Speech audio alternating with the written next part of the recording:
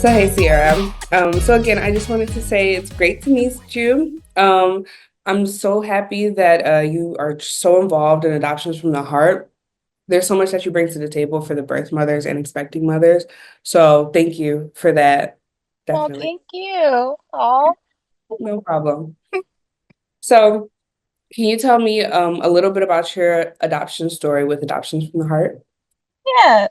So I placed my son in December 2016. I was in a bad spot. I was getting evicted from my house. I didn't have anywhere to live. And I was also already parenting a 2-year-old.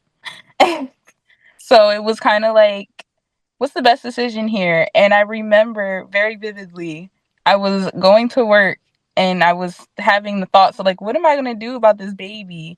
And the jingle came on the radio. I was like, huh, I should call them. Yeah. And I did. And then I met Amanda. She came to my house actually, and she like talked to me about all my options. And she was just like, it's your choice, no pressure, but here's everything you can do, and here's what we do. So if you want to continue with this, just let us know. And I Yeah. did. I went through like everything. Like we so it's actually me, my child's father, and my friend at the time. We went through the profiles together. We all agreed on one family, and then we had the family very involved because I didn't find out I was pregnant until I was 20, I think 24 weeks. Yeah. Yeah. And it wasn't even like I went to the doctor. I was like, I knew I was pregnant. And then I went to the doctor and they were like, you want to know what you're having? I'm like, no, no. Yeah. But yeah, we did all that together. We met the family, I think a month before I had him. Okay. And then I gave them full access to everything at the hospital. Like I told the hospital, these are the parents, so treat them as if they are admitted into the hospital. Yeah, that's They so were beautiful. there. Yeah, they were there for the whole thing. Um, it's been a very, very fun time actually. Because he just turned 8 in December. Oh my gosh. I know. My little sister is 9 at such a cute little age. They just love you so much. They do. Yeah. That's so It's cool. really like it's nice still feeling that love from him, knowing like he's being raised by other people and like they still let him know about me, and they let him know like in the meaning of I'm still his mom. I'm just his tummy mommy. That's what he calls me, his tummy mommy. Adorable. That's beautiful that you and the family are so close. Your friend and the birth father helped picking the family, and it just sounds like such a beautiful relationship. So, was that one of the reasons, kind of what you have today, was that why you picked Adoptions from the Heart, the open adoption, having that relationship? Yes, my biggest fear, because we were considering adoption before, and I never knew about open adoption.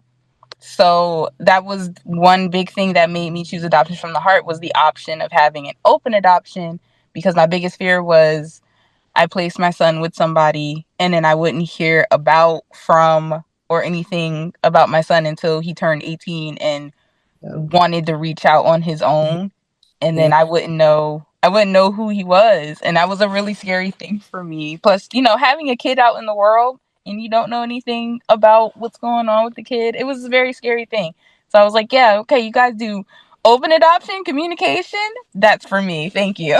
Yeah, definitely, definitely. I was in the same boat. I didn't know about, of course, I know about adoption, but I've never heard of open adoption, and it's so awesome. Mhm. So, another question, as a Black mother, were there any must-haves on your list when you were choosing a family for placement? So for me personally, it was that the family had to be open and accepting that we were a black family that was placing our black child. So, like me and the birth father wanted the family to be black. I didn't care. I just wanted them to be open, Hmm. because I just like I said with the openness, I'm like he can go with a family, and if they don't know something, they can ask me, and then I can give them some type of advice. I can help them look up stuff, Yeah. because I knew one big thing was like hair and skin. So I'm like, I can help with that stuff. Yeah. But he wanted a black family, but we didn't end up finding one. His family, the family that we picked, they are Italian. Okay. So it was like that was probably our only fight throughout the whole time of picking the family. And then Yeah. we met them and he was like, okay, I love them. They're fine.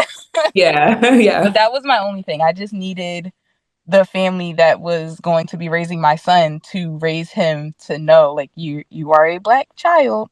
Hmm. You live with a white family, but you are a black child. So I Yeah. was okay with any race, but I needed that openness, the accepting, and then like just the love, just the genuine love and care. Like you have to love and care for a child regardless of where they came from.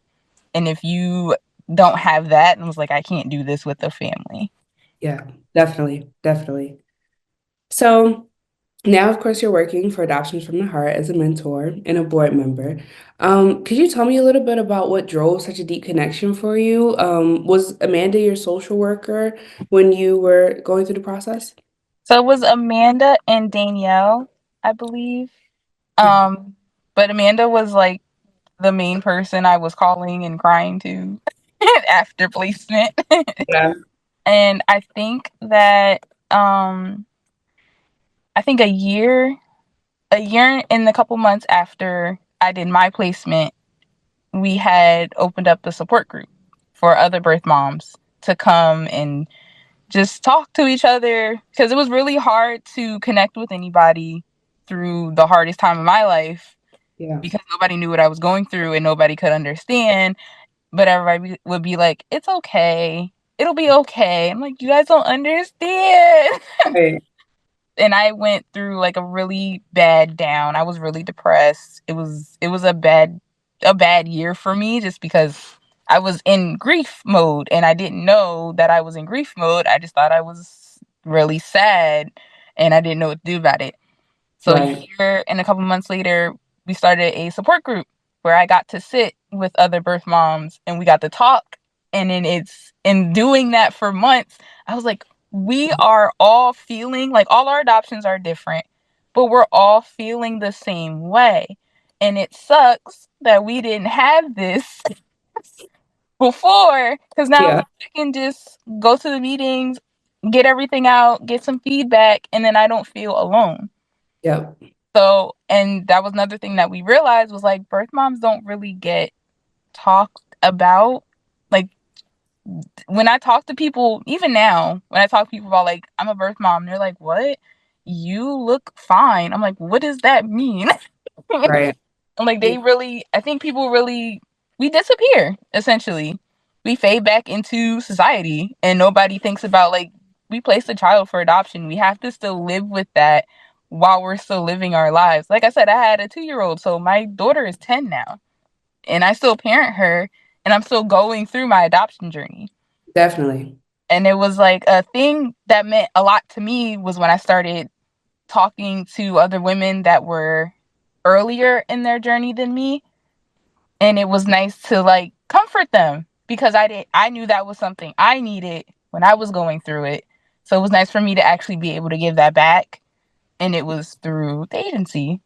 Yeah. And then now it's through the board because now the board has a birth mother that can voice certain things that they don't think about because they're not birth mothers. Yeah. Right. Yeah. Yeah, I think it's really cool because I think adoption, like we were saying, not really knowing about open adoption, it has become this sort of taboo, secret, birth parents are swept under the rug, secret. Yep. I think it's so great that there's this option for that relationship to stay open and to just make the plan that works best for your child, Mm-hmm. um, and still be able to be a part of that. I think it's so great. And it's so great that you're spreading that.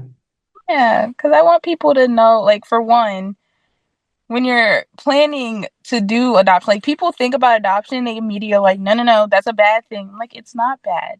Yeah, You can feel, I said to anybody, you can have positive or negative feelings about it, but it's not a thing to be ashamed about. And that's what a lot of the main feelings about being a birth mom were. It was like I can't talk about my kid. I can't let anybody know that I went through this because I feel ashamed. And when we have our meetings, I'm like, why do you feel that way? right. Like, Because why you would you feel couldn't. that way? You gave that baby a beautiful life that Yep. you yourself knew you couldn't give that child. You Yep. gave your child a better life by making the choice that you made. That is a strong thing for a parent to do. It really is. It Yeah, and really, that's why like I try to speak that into people, and then even people who aren't in the journey, like there's no shame in doing adoption because you're still trying to better the life of a child by doing what you can, even if that means you have to let this child go with another family who can take care of them better than you can. And yeah. that's not a bad thing. Yeah. So on the birth mother end, working with birth mothers as a mentor, are there any misconceptions you hear from them about adoption? Um, it is that big thing of I'm gonna give my baby away and then never see them again, and then I'm just gonna be nothing to my child. Like that's a big thing that I've run into a lot, and I really think it's just that people don't know how open adoption works. And I just let them know, like, you have that choice. If you want to be part of it, if you want to communicate, you have that option. On the other side of it, if you feel like it's too much for you, you can stop the communication until you feel better or so you feel more open and then resume it, but also know the consequences of that. So I get to have those talks with people, which is really nice because some people are really like, I give my baby to these random people and then I never see my baby again. No. Because that's the one thing I have to talk to people about is, and that's like the main thing. They're like, if I'm in the hospital and I want to see my baby, are they going to rip the baby out of me and then just take it away? I'm like, no, unless that's what you want. Like, Yeah. unless if you don't want to see your baby after you give birth, that's a choice you can make, but it's a choice. It's not Hmm. going to be forced on you. Hmm.